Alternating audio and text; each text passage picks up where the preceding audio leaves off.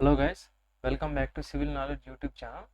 So ఈ వీడియోలో మనం డిజైన్ ఆఫ్ సింగ్లీ రీఇన్ఫోర్స్డ్ బీమ్స్లో సెకండ్ ప్రాబ్లం చేయబోతున్నాం. ఇది వచ్చేసి చాలా ఫాస్ట్గా మనం ఎక్స్ప్లెయిన్ చేసుకుంటాం. ఫస్ట్ ప్రాబ్లం లాగా 1 అవర్ లేకుండా ఫాస్ట్గా ఎక్స్ప్లెయిన్ చేసుకుంటాం. ఎందుకంటే ఆల్రెడీ లాస్ట్ వీడియోలో బాగా నీట్గా అర్థం చేస్తున్నాం కాబట్టి ఇది కొంచెం ఫాస్ట్గా. సో క్వశ్చన్లో ఇచ్చిన డేటా ప్రకారం గివెన్ డేటా మనం రాసి ఏమేమి ఇచ్చింది, క్లియర్ స్పాన్ 6 మీటర్స్ ఇచ్చారు. ఇక్కడ 6 మీటర్స్ మీన్స్ 6000 mm రాసుకున్నాం. Next 30 kN/m super imposed load means nothing but live load ఇచ్చారు. Next support width is 230 mm ఇచ్చారు. ఈ పక్క ఆ పక్క ఇది ఏమనుకుంటే ఇటు సైడ్ సపోర్ట్ ఉందన్నమాట 230 mm. నెక్స్ట్ M20 గ్రేడ్ కాబట్టి 20 Nm/mm² FCK అనేది. అది FE 415 గ్రేడ్ కాబట్టి ఈ డిస్టెన్స్ ఎంత 415 Nm/mm². Okay. So next first step వచ్చేసి మనకి assume depth and width of the beam. So last వీడియోలో చెప్పుకున్నట్టు సింప్లీ సపోర్టెడ్ బీమ్కి మ్యాక్సిమం ఎల్బైడి రేషియో 20 అనమాట. కాకపోతే మనం 12 to 15 మధ్యలో తీసుకుంటాం. లాస్ట్ ప్రాబ్లంకి 15 తీసుకున్నాం, ఈ ప్రాబ్లంకి 12 తీసుకున్నాం. ఎందుకు తగ్గించినామంటే డిఫ్లెక్షన్స్ అనేటివి ఎక్కువ తీసుకున్నాం. 20కి దగ్గరగా తీసుకున్నాం అంటే check for deflection last step ఉంది కదా, 6th స్టెప్, దాంట్లో ఏమవుతుంది ఫెయిల్ అయ్యేదానికి ఛాన్స్ ఉంది. ఓకేనా. ఎందుకంటే ఇక్కడ ఇచ్చిన లెంత్ కూడా చూడండి చాలా ఎక్కువ ఉంది, అంటే డిఫ్లెక్షన్స్ ఎక్కువ వచ్చేదానికి ఛాన్స్ ఉంటుంది కాబట్టి ఎల్బైడి రేషియోని తక్కువ తీసుకున్నాం, 12 తీసుకున్నాం. ఓకే. సో నువ్వు లెంత్ అంటే 6000 by D is equal to 12 తీసుకున్నాం. డి ఈ సైడ్కి వస్తే పైకి వెళ్ళిపోతుంది, 12 ఈ సైడ్కి వస్తే కిందికి వస్తుంది. 6000/12 that is nothing but 500 mm వచ్చింది ఎఫెక్టివ్ డెప్త్. దానికి ఎఫెక్టివ్ ఒక 50 mm యాడ్ చేసుకున్నామంటే అజ్యూమ్ చేసుకొని ఓవరాల్ డెప్త్ ఏమవుతుంది మనకి 550 mm అవుతుంది. నెక్స్ట్ దాని ప్రకారం ఈ 515 డివైడ్ బై 1.5 చేస్తే దగ్గర దగ్గర మనకి విడ్త్ అనేది అజ్యూమ్ చేసుకోవచ్చు. ఎంత వస్తుంది అంటే 366 సంథింగ్ వస్తుంది. That is taken as 400 mm.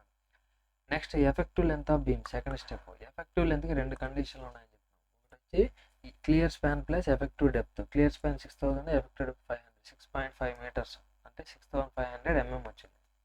Next second condition ఏమంటే clear span plus so left side support width by 2, right side support width by 2 అంటే సెంటర్ టు సెంటర్ డిస్టెన్స్. ఇది సపోర్ట్ విత్ అయితే దీని సెంటర్ నుంచి ఈ సెంటర్కి ఉండే డిస్టెన్స్ అనమాట. ఓకేనా.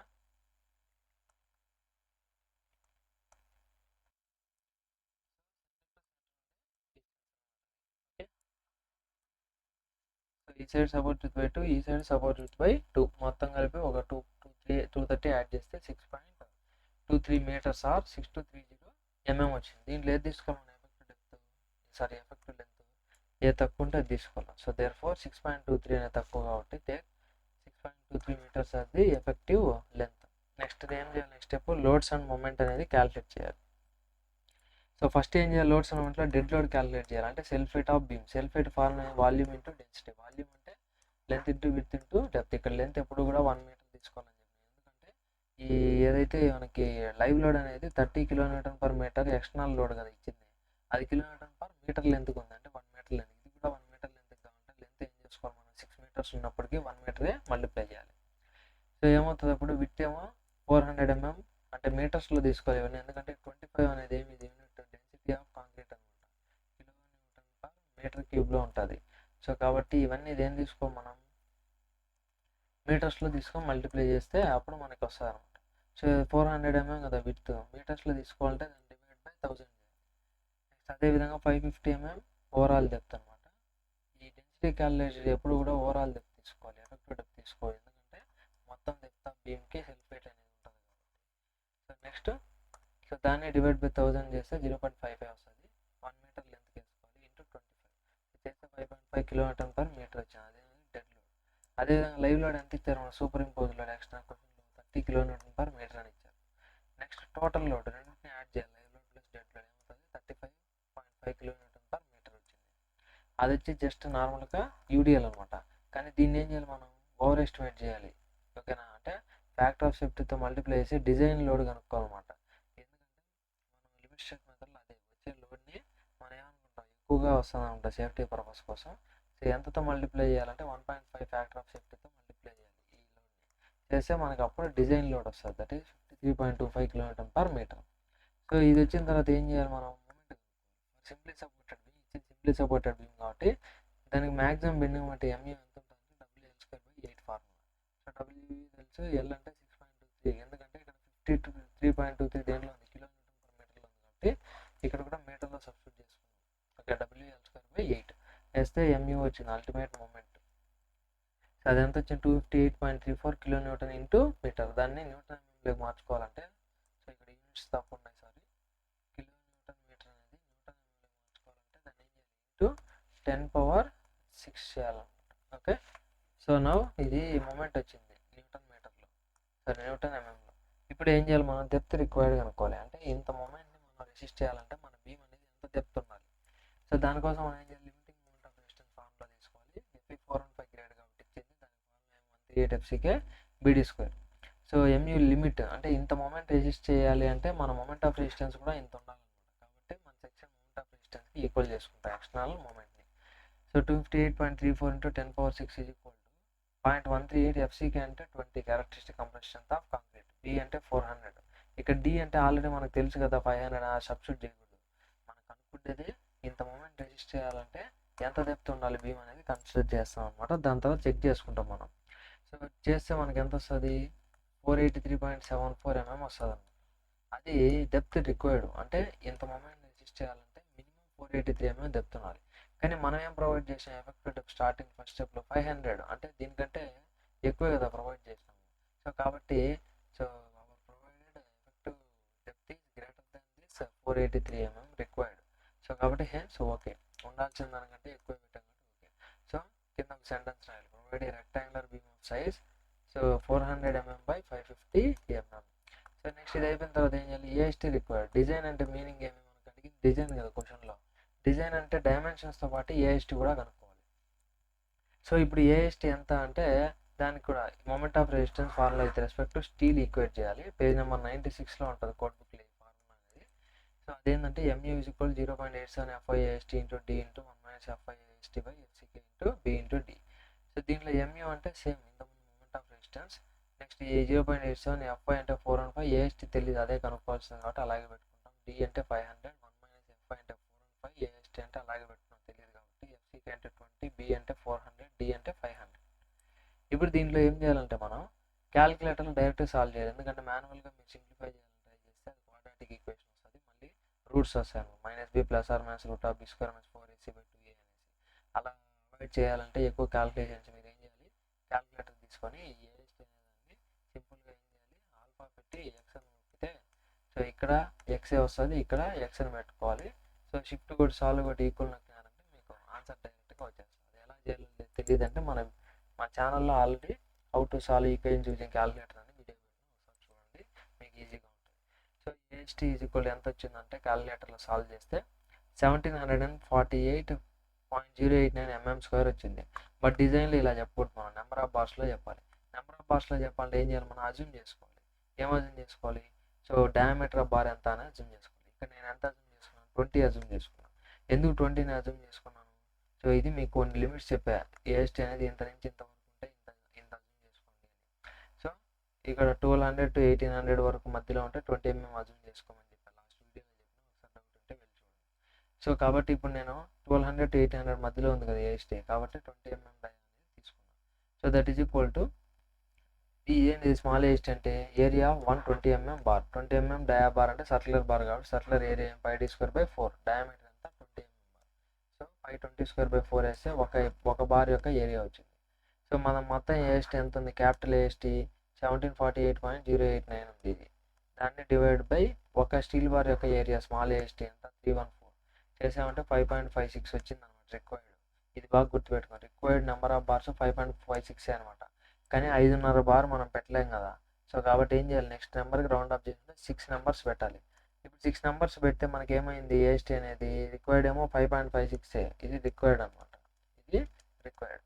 కానీ మనకి ప్రొవైడ్ చేసిందేమో 5.56 కాదు, 6 ప్రొవైడ్ చేసాం, అంటే సగం బార్ ఎక్స్ట్రా. సో అప్పుడు మనం ఏం చేయాలంటే, సో ఫస్ట్ ఇది రాయాలి, hence provide a rectangular beam of size 400 mm by 550 mm with 6 numbers of 20 mm steel bars as tension reinforcement. ఇది డిజైన్ అయిపోయింది ఇక్కడికి. నెక్స్ట్ స్టెప్ ఏం, మనకి చెక్ ఫర్ డిఫ్లెక్షన్ క్వశ్చన్లో అడిగారు నీట్గా, ఓకేనా, check the design for deflection అని, అందుకనే చెక్ ఫర్ డిఫ్లెక్షన్ చేయాలి. చెక్ ఫర్ డిఫ్లెక్షన్ చేయాలంటే దానికంటే ముందు AST ప్రొవైడెడ్, ఎందుకంటే AST రిక్వైర్డ్ వేరు, 5.56 బార్స్ AST రిక్వైర్డ్. కానీ మనం ఏం చేసాం, రౌండ్ అప్ చేసుకోవడానికి సగం బార్ ఎక్స్ట్రా పెట్టాం, అంటే 6 బార్స్ పెట్టినాం ఇంటూ ఎన్ని డయామీటర్ బార్ 20 mm కాబట్టి ఒక 20 mm బార్ ఏరియా ఎంత 5/4 × 20 స్క్వేర్ చేస్తే మనకేమొస్తుంది 1884.955 mm స్క్వేర్. అది ప్రొవైడెడ్ ఏరియా. కానీ రిక్వైర్డ్ ఏరియా అంతా మనకి ఓన్లీ 1748.09. ఈ రెండు బాగా గుర్తుపెట్టుకోండి. ఇప్పుడు చెక్ ఫర్ డిఫ్లెక్షన్ చేయాలి. చెక్ ఫర్ డిఫ్లెక్షన్ చేయాలంటే సేమ్ యాజ్ ఇట్ ఈస్గా లాస్ట్ ప్రాబ్లం చెప్పినట్టే ఫస్ట్ పర్సంటేజ్ ఆఫ్ స్టీల్ కనుక్కోవాలి. ఎందుకు కనుక్కోవాలంటే ఇక్కడ ఉంది ఏది IS 456లో ఫిగర్ 4 అనమాట. సో దాంట్లో ఎక్స్ యాక్సిస్లో పర్సంటేజ్ ఆఫ్ స్టీల్, ఈ కర్వ్స్ ఎఫ్ఎస్ వీటన్నిటిని అంటే ఇంటర్సెక్ట్ అయ్యే పాయింటే మనకి మాడిఫికేషన్ ఫ్యాక్టర్ వస్తుంది. సో కాబట్టి first FS percentage of steel కనుక్కోవాలి. పర్సంటేజ్ ఆఫ్ స్టీల్ కనుక్కోండి ఫార్ములా ఏమి AST provided by BD × 100. AST provided ఎంత అంటే లాస్ట్లో కనుక్కున్నాను 1884.955 డివైడెడ్ బై BD. B అంటే విత్ 400 mm, D అంటే affected 500 × 100. So percent of steel ఎంత వచ్చింది 0.94. దాంతోపాటు ఎఫ్ఎస్ కనుక్కోవాలి, stress in steel. So FS formula ఏం 0.58 × FY × AST required by AST provided. So 0.58 × FY అంతా 415 × AST required 1748.089 by AST provided 1884.955. So substitute చేస్తే మనకి ఎఫ్ఎస్ ఎంత వచ్చింది 223.22 Nm² వచ్చింది. ఇప్పుడు ఇక నేనేం చేస్తాను అంటే ఈ రెడ్ లైన్ అనేది 0.94% దగ్గర మార్క్ చేశాను. సో ఇక్కడ 0.8 1.2 అంటే మధ్యలో 1 ఉంటుంది. మధ్యలో 1 ఉంటుంది. 1కి 0.8 మధ్యలో 0.9 ఉంటుంది. 0.9కి 1కి మధ్యలో 0.95 దగ్గర. ఓకే, అందుకనే కొంచెం మిడిల్కి ఇవ్వగలి పెట్టాను. ఈ రెడ్ కలర్ లైన్ అనేది ఏమి 0.94% అనమాట. నెక్స్ట్ దాని తర్వాత ఏం చేయాలి, ఈ కరువు ఇక్కడ ఎఫ్ఎస్ అనేది 190కి ఉంది, 240కి ఉంది కరువు. మనకి 223కి లేదు, అంటే 190కి 240కి మధ్యలో ఉంటుంది కాబట్టి ఈ విధంగా కరువు తీసుకున్నాం. ఈ రెడ్ లైన్ అంటే పర్సంటేజ్, నెక్స్ట్ అలాగే ఎఫ్ఎస్ ఒకసారి ఇంటర్సెక్ట్ అవుతాయి. ఆ ఇంటర్సెక్ట్ పాయింట్ నుంచి హారిజాంటల్గా లైన్ గీసామంటే అది వై యాక్సిస్లో ఇంటర్సెక్ట్ అవుతుంది. వై యాక్సిస్లో ఎక్కడైతే కట్ అవుతుందో ఆ పాయింట్లో ఉండే వాల్యూ మనకి మాడిఫికేషన్ ఫ్యాక్టర్.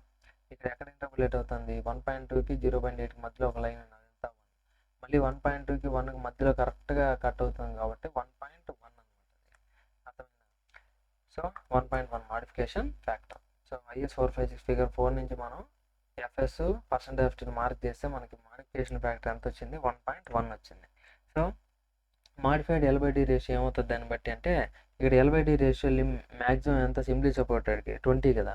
కానీ ఇప్పుడు ఏమవుతుందంటే మాడిఫికేషన్ ఫ్యాక్టర్తో మల్టిప్లై చేసి పెంచుతున్నాను. ఎందుకంటే సో మనం AST అనేది ఎక్కువగా కొంచెం ప్రొవైడ్ చేసాం కదా, దాన్ని బట్టి మనకి ఇక్కడ చేంజ్ అవుతుంది. సో 1.1 × 20 ఎంత వచ్చింది 22.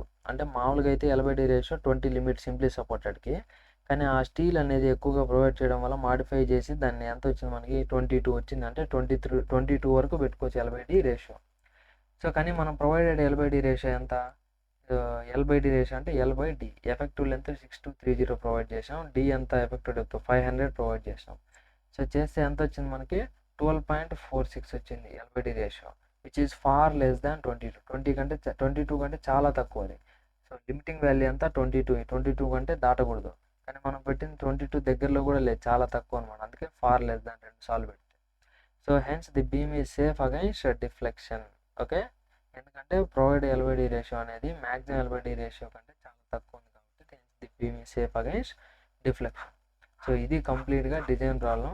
ఆల్రెడీ లాస్ట్ వీడియోలో చూసాం, ఇప్పుడు కూడా చూసాం అనమాట. So very important for exam point of view. బాగా నేర్చుకోండి, మీ ఫ్రెండ్స్కి షేర్ చేయండి. వీడియో మీకు యూస్ఫుల్ అనిపిస్తే లైక్ కొట్టండి. ఏమైనా డౌట్స్ ఉంటే కామెంట్ చేయడం మర్చిపోద్దండి. Okay, thank you for watching this video guys. Please subscribe to our channel. Next వీడియోలో వచ్చేసి మనం షియర్ డిజైన్ అనేది చూడబోతున్నాం. దాని తర్వాత డబ్ల్యూ రీఇన్ఫోర్స్డ్